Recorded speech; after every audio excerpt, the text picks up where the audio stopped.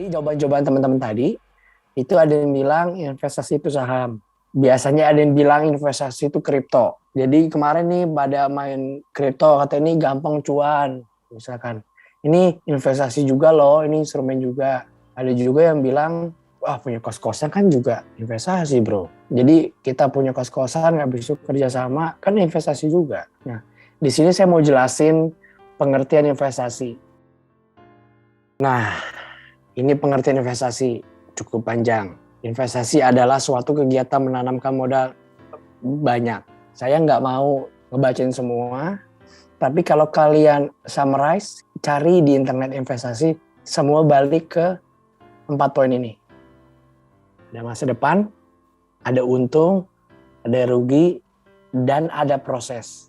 Nah ini kita akan bahas 4 poin ini. Investasi, masa depan, untung, rugi, dan proses. Saya nggak bahas tentang instrumen yang saham atau investasi secara punya bisnis. Tapi ini saya bahas investasi secara mindset. Kenapa masa depan? Karena investasi itu kita membeli masa depan, kita tarik ke hari ini. Misalkan saya mau beli motor, terus orang bilang, jangan beli motor aja, motor itu investasi. Bisa jadi betul, bisa jadi salah. Nah, kenapa investasi? Karena kita pikir setelah saya beli motor misalkan, uang dari pembelian motor ini, setelah saya bayar, motor ini bisa menghasilkan saya uang. Misalkan saya jadi driver, habis itu saya nganter-nganter barang, habis itu saya dapat kerjaan yang jauh, itu pakai kendaraan ini.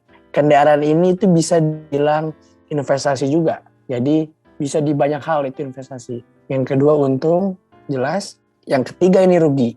Hati-hati. Sekarang banyak banget tuh video-video yang saya amatin, itu dia ngomong investasi itu pasti untung. Hati-hati dengan kata pasti.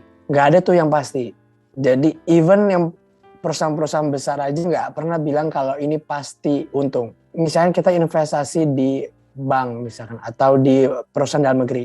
Dia nggak bilang pasti untung. Dan dia nggak pernah bilang pasti rugi. Cuma kemungkinan ruginya lebih kecil. Karena ada beberapa perusahaan yang dipegang sama pemerintah. Which is mereka tuh punya power.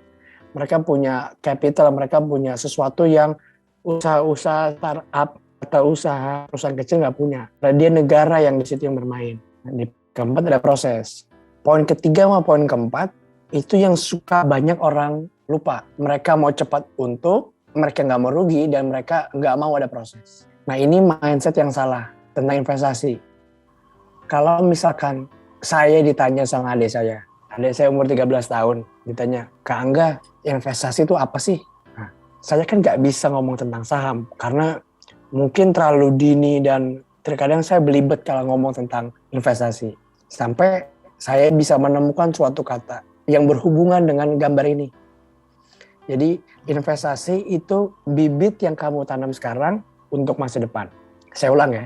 Investasi itu bibit yang kamu tanam sekarang untuk masa depan. Walaupun masa depan ini belum jelas, belum tentu bibitnya ini jadi buah. Belum tentu bibitnya ini jadi pohon atau jadi tanaman yang kokoh. Bisa jadi ada banyak faktor. Kayak nggak ada matahari kah, baik dicabut-cabut sama orang, tanamannya kurang air, jadi dia nggak bisa berkembang. Statement tadi, anggaplah investasi secara bibit, ini cara saya mendeliver dengan mudah. Apa itu investasi? Jadi pertanyaan kenapa kita investasi? Atau orang bilang kenapa kita harus investasi? Sebenarnya nggak harus. Nggak ada yang harus. Ini cuma imbauan. Kenapa kita investasi? Ada orang yang lebih prefer taruh uangnya di laci aja, ditabung. Ada orang yang taruh uangnya misalkan di saham.